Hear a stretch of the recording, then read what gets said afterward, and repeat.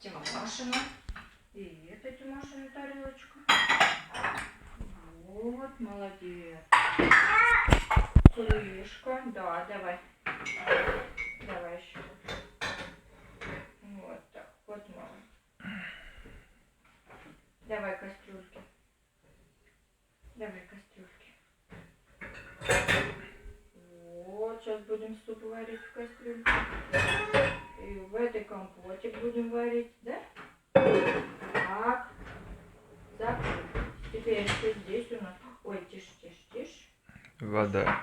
Водичка. Да. Ой, блин, извините на камеру.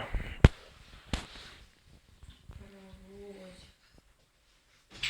Сюда Тимоша не достать. Давай мама возьмет. Да? Тимошка, умничка, мама, Тимоша. Так, закрывай. Закрывай. Закрывай.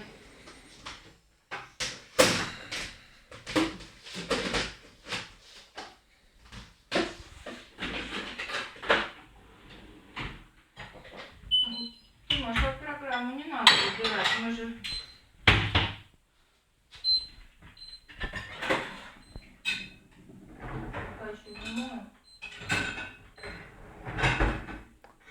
Ты мясо вчера брала в холодильник, да?